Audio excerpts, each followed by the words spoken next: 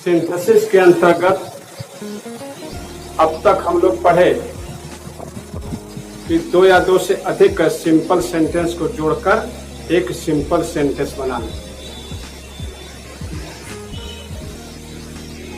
अब आज हम लोग सिंथेसिस में दो या दो से अधिक सिंपल सेंटेंस को जोड़कर एक कॉम्प्लेक्स सेंटेंस बनाना सीखेंगे। आइए देखते हैं कि कैसे दो या दो से अधिक सिंपल सेंटेंस जुड़ करके कॉम्प्लेक्स सेंटेंस बनते हैं। तो पहले कॉम्प्लेक्स सेंटेंस को जानने के लिए कि क्या होता है, इसको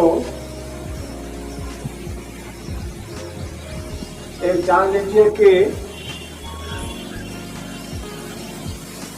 एक क्लॉजेस क्या होती है। क्लॉज, कॉम्प्लेक्स सेंटेंस को जानने के लिए हमें क्लॉज जानना जरूरी होता है।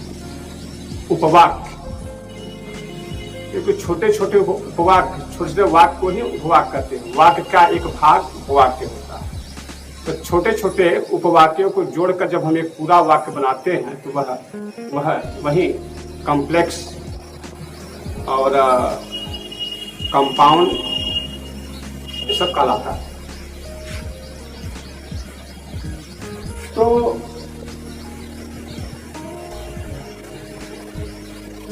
ये होते क्या है, एक क्लास या उपवाक्य होता क्या है, इसको जान लीजिए। दो तरह के उपवाक्य होते हैं। क्लास जो है दो तरह के होते हैं, एक प्रिंसिपल क्लास और एक सबऑर्डिनेट क्लास।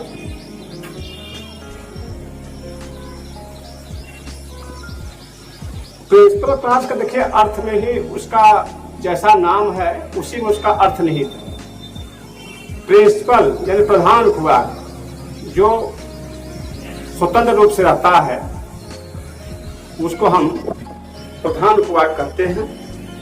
और जो उपवाक्य प्रधान उपवाक्य आश्रित रहते हैं, जो उपवाक्य अपने अर्थ के लिए जब तक प्रधान उपवाक्य का अर्थ न निकले, इसका अर्थ नहीं निकल सकता है, अगर ऐसे इस स्थिति में हो तो उनको हम आश्रित उपवाक्य कहते हैं या सबऑर्डिनेट क्लास, प्रिंसिपल क्लास।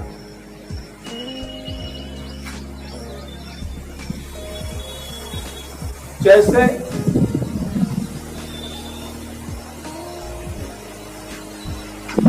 हम इस तरह से कहें कि हम नहीं जानते कि वह कहाँ रहता है, तो देखिए इसमें दो वाक्य। हम नहीं जानते कि वह कहाँ रहता है। हम नहीं जानते एक वाक्य है, एक वाक्य है, और कि वह कहाँ रहता है ये भी एक वाक्य है। तो कि वह कहाँ रहता है, तो ये जो है आश्रित है। हम नहीं जानते हैं कि वह कहाँ रहता है, तो हम नहीं जानते हैं इस पर आश्रित है। तो हम नहीं जानते हैं, तो ये जो है प्रिंसिपल क्लॉज है। कि वह कहाँ रहता है ये जो है सबऑर्डिनेट क्लॉज। तो इस तरह से जो सबऑर्डिनेट क्लॉज होते हैं वह तीन तरह के आप पाएंगे। क्लॉज जो है, जो सबऑर्डिनेट आश्रित होता है, जो प्रधान वाक्य के आश्रित होता है, वह तीन तरह का होता है। वह या तो नाउन क्लॉज हो सकता है, या तो एडजेक्टिव क्लॉज हो सकता है, या तो एडवर्ब क्लॉज हो सकता है। जो आश्रित वाक्य है और सबऑर्डिनेट क्लॉज है वह तीन तरह के होते हैं। जो आश्रित होते हैं प्रधान उपवाक्य पर, वह या तो नाउन क्लॉज हो सकता है, या तो एडजेक्टिव क्लॉज हो सकता है, या तो एडवर्ब क्लॉज हो सकता है। तो तीनों क्लॉज जब प्रधान उपवाक से बारी बारी जब नाउन क्लॉज आएगा तो ये प्रधान उपवाक और नाउन क्लॉज मिल करके कॉम्प्लेक्स बन जाएंगे, और प्रधान उपवाक और एडजेक्टिव क्लॉज मिलेगा तब भी कॉम्प्लेक्स बनेगा, और प्रधान उपवाक एडवर्ब क्लॉज मिलेगा तब भी कॉम्प्लेक्स सेंटेंस बनेगा। यानी कॉम्प्लेक्स सेंटेंस बनाने के लिए तीन तरीके से बन सकता है। वह नाउन क्लॉज से जुड़ करके उसका जो उपवाक्य है, क्लॉज है, सबऑर्डिनेट क्लॉज है, वह नाउन क्लॉज का रूप लेकर के भी हो सकता है, एडजेक्टिव्स और एडवर्ब्स। इस तरह तीन उपवाक्य जब प्रधान उपवाक्य से जुड़ते हैं तो तीनों हालत में वो कॉम्प्लेक्स बनाते हैं। तो जब कॉम्प्लेक्स सेंटेंस हमें बनाने की मांग होगी, पेपर में हमें आएगा कि कॉम्प्लेक्स बनाई, तो हमारा दिमाग वहां तीन पहलू पर जाएगा कि इसमें क्या लक्षण है, क्या यह जो हम बना रहे हैं कॉम्प्लेक्स, यह नाउन क्लॉज का प्रयोग करके बनाएं या एडजेक्टिव क्लॉज का प्रयोग करके बनाएं या एडवर्ब, क्योंकि तीनों से बनने वाला जो वाक्य होगा वह कॉम्प्लेक्स होगा। तो हम लक्षण देखेंगे, इसमें लक्षण किसका है, नाउन क्लॉज का लक्षण है या एडजेक्टिव क्लॉज का लक्षण है या एडवर्ब क्लॉज का लक्षण है। तो उस आधार से हम इसको जोड़ेंगे और इस तरह से कॉम्प्लेक्स सेंटेंस बनेगा। तो कॉम्प्लेक्स सेंटेंस अपन जाने कॉम्प्लेक्स सेंटेंस होता कि उसी चीज को देखिए यहाँ लिख दिया गया है कि जब कोई वाक्य इस तरह का हो जिससे एक प्रधान उपवाक तथा शेष आश्रित उपवाक हो, जब कोई उपवाक इस तरह का हो जिसमें ऐसा हो कि जिसमें एक प्रधान वाक्य हो यानी प्रिंसिपल क्लॉज हो और शेष उसके आश्रित हो उपवाक्य, यानी शेष यानी एक से अधिक, एक हो या दो या तीन, मतलब एक से अधिक, वह क्या हो उसके आश्रित हो माने सबऑर्डिनेट।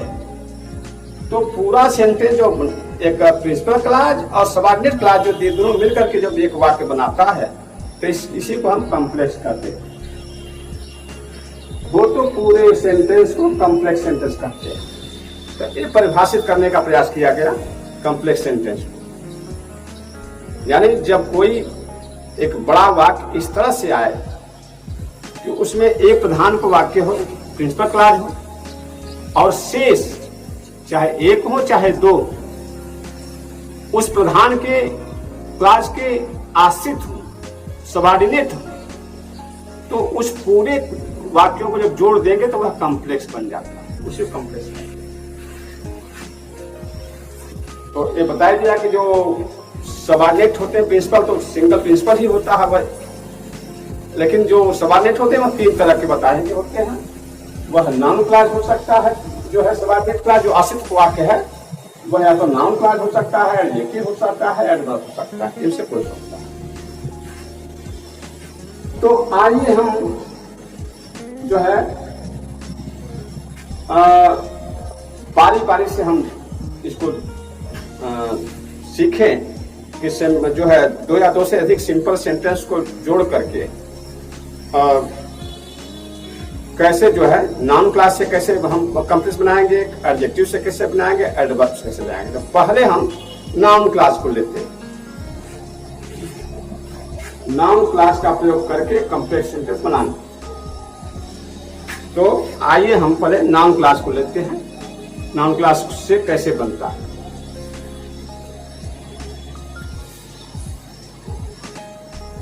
अब ये प्रश्न आता कि क्या ये नाउन क्लॉज क्या होता है, कैसे जाने कि नाउन क्लॉज।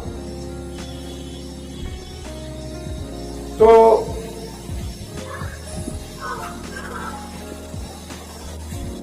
ऐसा है जो प्रधान वाक्य होता है, जो है प्रिंसिपल क्लॉज होता है, उसकी क्रिया क्या केवल क्या का प्रश्न लगाने से अगर कोई क्लॉज उत्तर में आती है तो वह हमेशा नाउन क्लॉज होती है।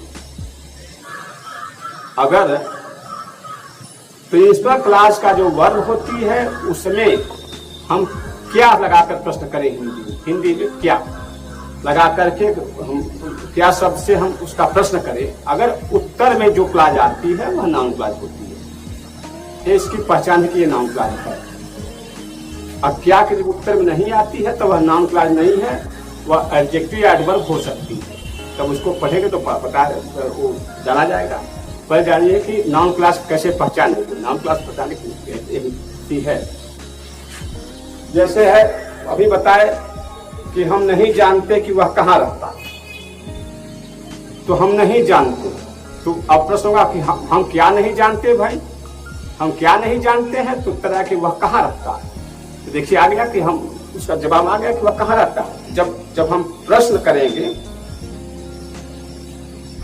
कि I do not know where he lives, तो अगर इस तरह से प्रश्न आता है कि यह नाउन क्लॉज है तो मेन क्लॉज जो उसका है उसी में प्रश्न करिए, क्या केवल क्या लगा करके, न तो क्यों कब कहां से नहीं, केवल क्या से सब जवाब करिए, प्रश्न करिए। अगर जो उत्तर आता है, उत्तर में जो क्लॉज आती है वह नाउन क्लॉज है। ये सबसे बड़ी पहचान नाउन क्लॉज की। दूसरी पहचान नाउन क्लॉज की है, यह विशेष रूप से नाउन क्लॉज विशेष रूप से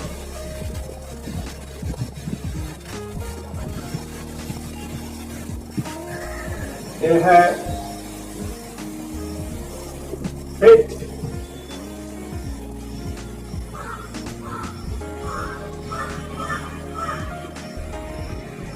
who और which, when, where, भाई,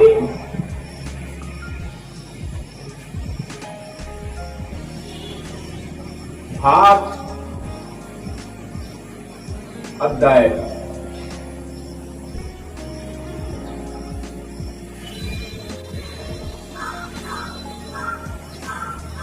समझ जानिए इन शब्दों से हु, विच, व्हेन, वेयर, भाई, भाग, दैट, इन शब्दों से जो क्लास शुरू होती है अधिकतर वह नाउन क्लास होती है।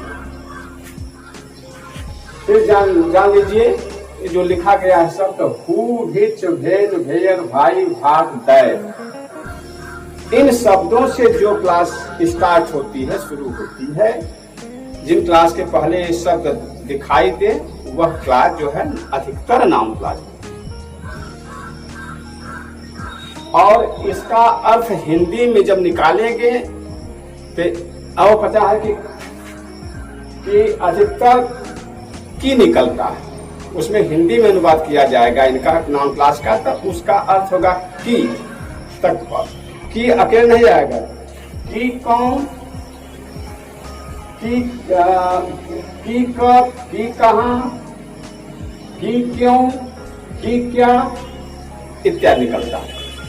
की क्या, की कौन, की कब, की कहां, की ऐसा अगर हिंदी में अनुवाद करने पर जिसका अर्थ निकलता है तो समझ जाइए वो नाउन क्लास।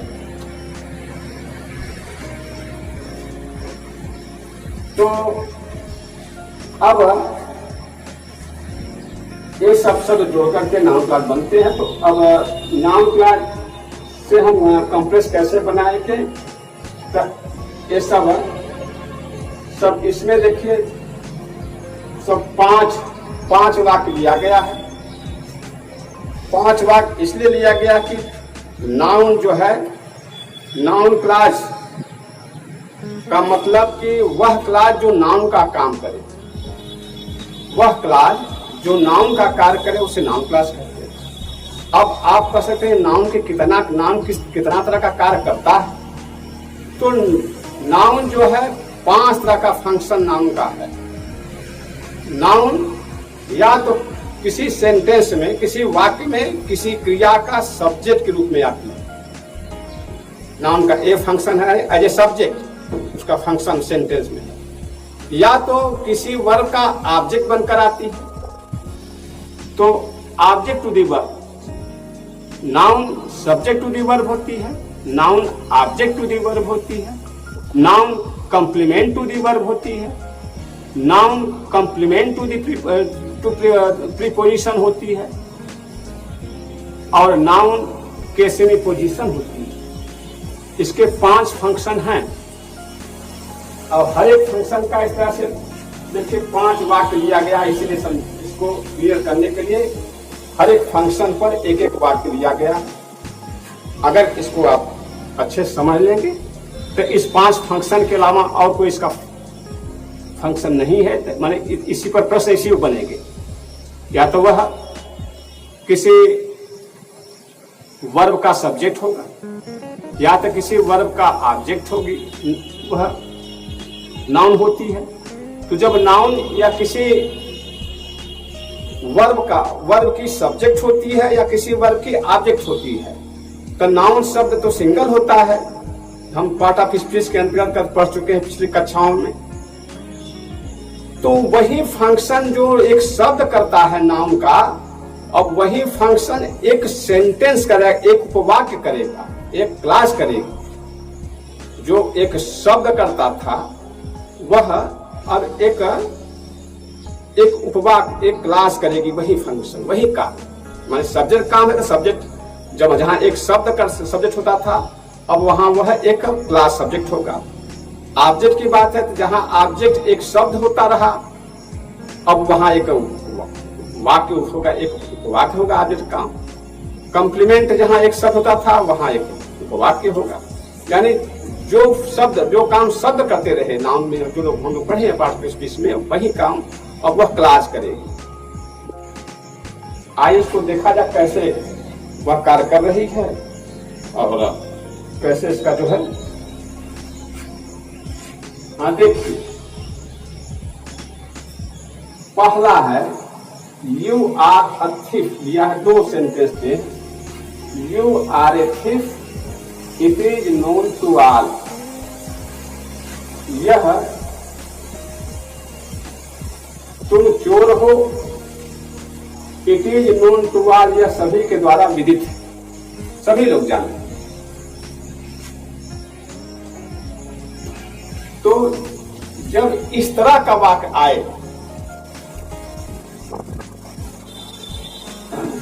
जब इस तरह का वाक्य आए कि एक में जो है इट इज से शुरू हो, तो जानिए जब एक वाक्य जैसे दूसरा अगर इट इज से शुरू होता है तो समझ जाइए कि वह नाउन क्लास है और noun clause subject to the verb के रूप की है।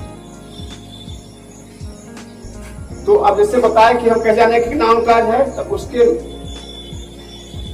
मेन वर्ब, मेन जो है प्रधान उपवाक्य के वर्ब में प्रश्न करिए तो it is known to all, यह सभी के द्वारा विदित जाना जाता है। तो सभी के द्वारा क्या जाना जाता है, सभी के द्वारा क्या जाना जाता है, सभी के द्वारा ये जाना जाता है।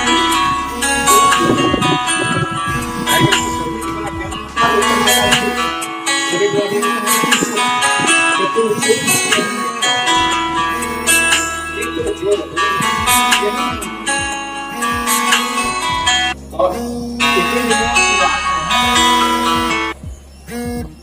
ये जो है यही एक प्रिंसिपल क्लास है, प्रिंसिपल क्लास है, और ये जो है उपवाक्य इसको ये सामान्य है। तो इसको ऐसे बनाएं,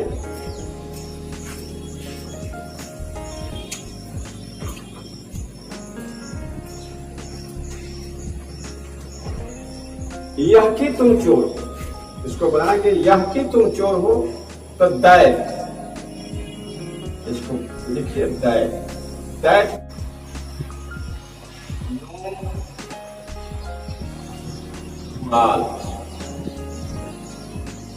अब देखिए हम शुरू करते हैं। That you are a thing, that लगाएंगे, उसके बाद इसको लिखेंगे जो वो है सामान्य क्लास।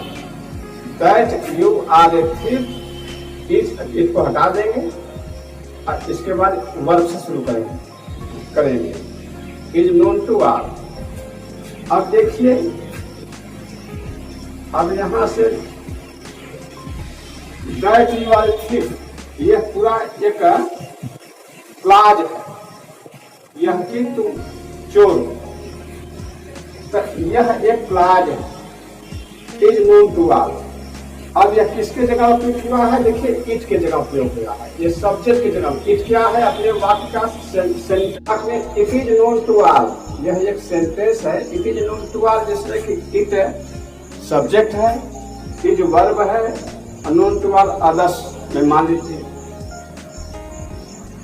तो अब होता है जब कोई असर्टिव सेंटेंस होता है, अफर्मेटिव सेंटेंस होता है, तब पहले सब्जेक्ट होता है, फिर वर्ब होती है, फिर ऑब्जेक्ट या आदर्श होते हैं। तो देखिए, यह सब्जेक्ट है, यह वर्ब है, इसके बाद ये सब आदर्श।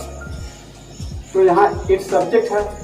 अब इट के जगह पर देखिए, यहाँ जब हम देखिए that you are a thief, इसको मिला that you are a thief, इसके बाद देखिए तुरंत इतना जो है यह सेंटेंस, इसके बाद इज आया, तो यह हो गया इट सब्जेक्ट है। तो देखिए यहाँ इट किया गया, that you are a thief a subject हो गया। और इज नोन टू ऑल तो सब वही है। जहाँ इट है एक शब्द है, एक शब्द की जगह पर यह क्लाज आती है। तो जो यह सेंटेंस का इट सब्जेक्ट है, सब्जेक्ट काम कर रहा है, तो ऐसे इसकी जगह पर यह है, तो यह सब्जेक्ट है, इसलिए यह जो है that you are a thief subordinate clause है, यह सबॉर्डिनेट क्लाज हुई, और यह सब्जेक्ट टू दी इज का सब्जेक्ट है, subject to the verb is. The clause that you are a thief is subject to the verb is verb का यह subject. और पूरे सेंटेंस का यह एक पूरा उपवाक जो एक शब्द नहीं, एक वर्ड नहीं, बल्कि एक उपवाक्य भी शब्द का काम कर रही है, इसलिए यह जो है सब्जेक्ट टू दी नाउन का काम कर रही है, इसलिए यह जो है नाउन क्लास, यह नाउन क्लास से जुड़ गया हुआ। That you are thief is known to all. अब इसका पहला function subject to the verb बताया कि नाउन के 5 फंक्शन होता है, subject to the verb, object to the verb, और कंप्लीमेंट टू दी वर्ब, और कंप्लीमेंट टू प्रीपोजिशन, और कैसे नहीं पोजिशन। आइए दूसरा देखते हैं। Ram is a dull boy, लिखा है Ram is a dull boy, every teacher knows it, every teacher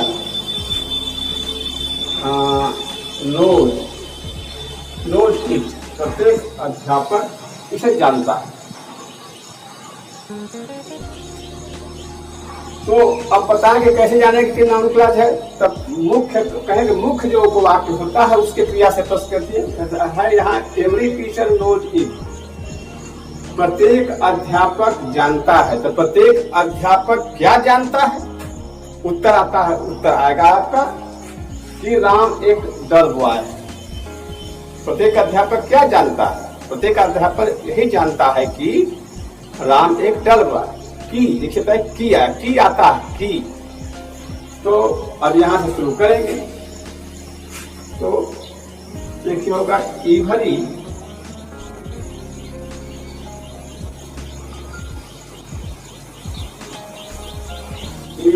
teacher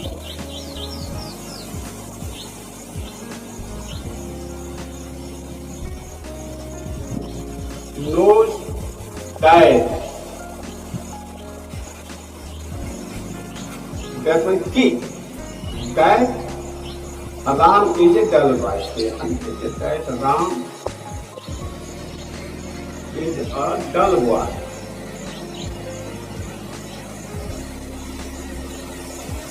देखिए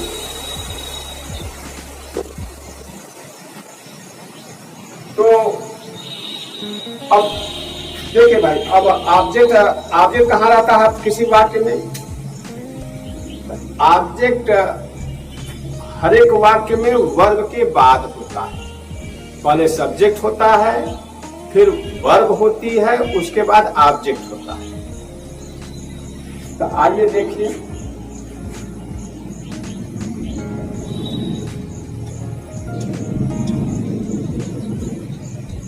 तो एवरी टीचर, देखिए एवरी टीचर ये सब्जेक्ट हुआ। नोज जानता है, ये वर्ब है। क्या जानता है कि Ram is a dull boy, Ram एक डल कमजोर लड़का है।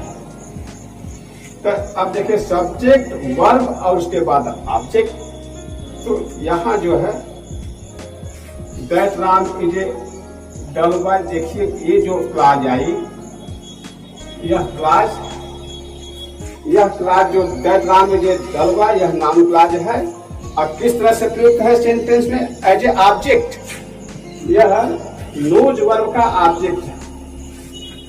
जैसे देखिए यहाँ यह इज वर्ब का सब्जेक्ट है, पहले सब्जेक्ट है तब वर्ब होता है तभी अन्य होता है।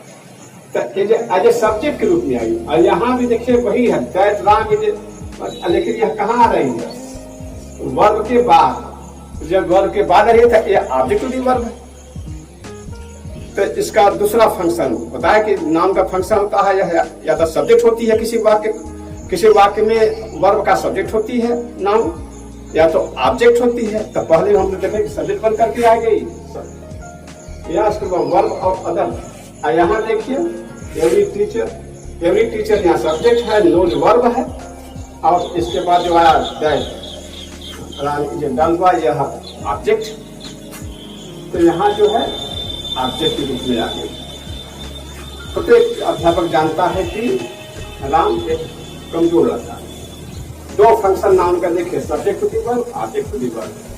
तीसरा फंक्शन देखिएगा, I told you that yesterday you must rely on it. लिखा है I told you that yesterday,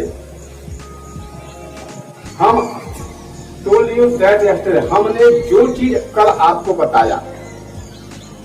इसका अर्थ है I told you that yesterday, मैंने तुम्हें जो चीज, मैंने आपको दैट जो चीज कल बताया, you must rely on it, आपको अवश्य ही उस पर भरोसा करना चाहिए। मैं आपको कुछ चीज बताया, आई टोल्ड यू दैट यस्टरडे, मैं कल आपको जो चीज मैंने बताया कल, उस पर आपको अवश्य ही भरोसा करना चाहिए। रिलाई ऑन, देखिए रिलाई ऑन, भरोसा करना चाहिए। तो अब ये देखिए यहाँ एक क्लाज है, you must rely on it, आपको भरोसा करना चाहिए। ना आपको किस चीज पर भरोसा करना चाहिए भाई? आपको किस पर भरोसा करना चाहिए? आपको मतलब किसका क्या भरोसा करना चाहिए? जो चीज हमने बताया, जो देखे जो चीज हमने बताया आपको कि है। तो अब इसका होगा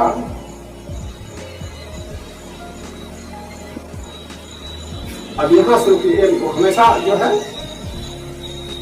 हम इसको यहाँ शुरू करिए, you must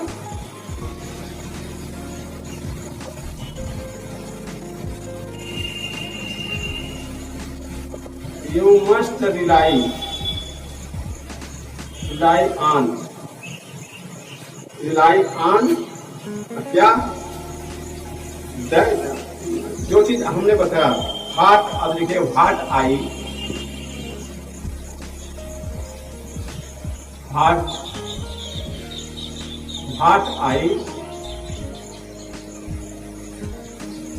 told you, what I told you yesterday.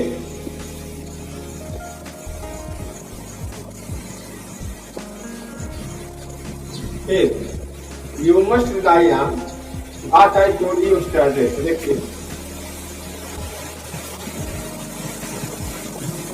ये जो है, ये जो अंडरलाइन किए यही क्लाज है, यह नाउन क्लाज है।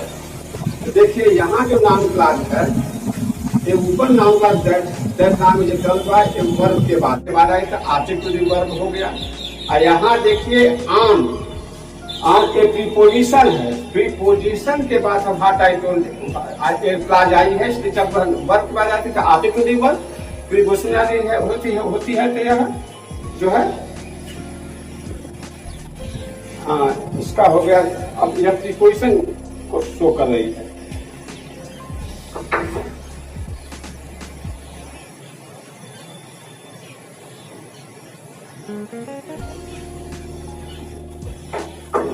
तो यह ऑब्जेक्ट हाँ यह ऑब्जेक्ट प्रीपोजिशन हुआ। देखिए you must rely on what I saw, यह ऑब्जेक्ट टू दी वर्ब है तो यहाँ object to the preposition on, यह प्रीपोजिशन। तो ये फंक्शन अगला देखिए, Ram has failed in the examination, the reason is his carelessness. तो राम परीक्षा में फेल हो गया है, उसका कारण है उसकी लापरवाही, केयरलेसनेस।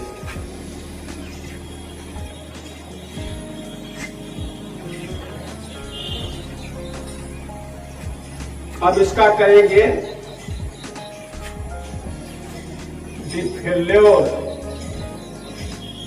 क्या लिखेंगे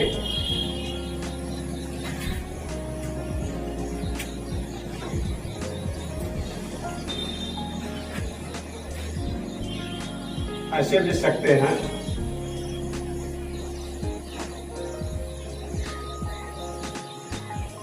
Rama's failure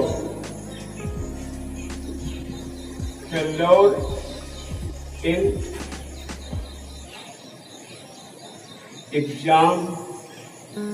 examination. Rama's failure in examination is that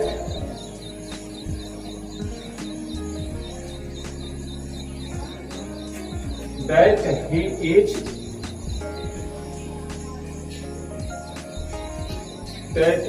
is careless.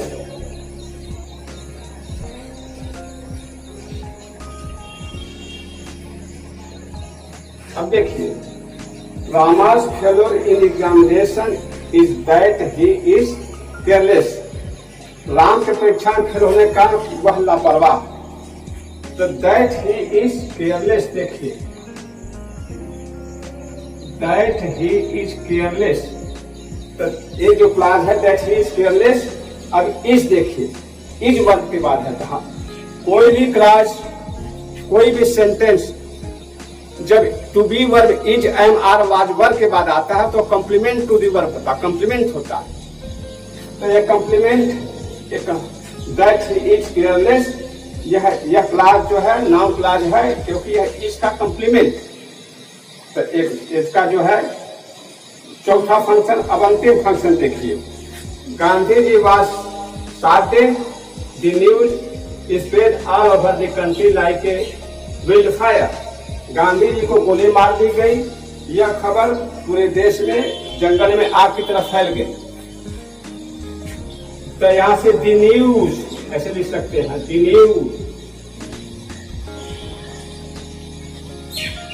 The news comma लगाइए, that Gandhi ji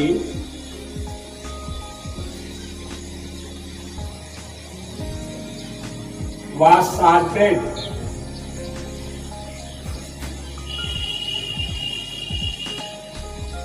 the news that Gandhi ji was shorted, comma फिर लगाइए, the news that Gandhi ji was shorted spread, अब verb लगा दीजिए,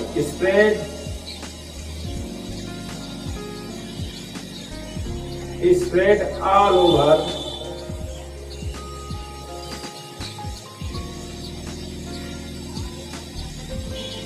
over the country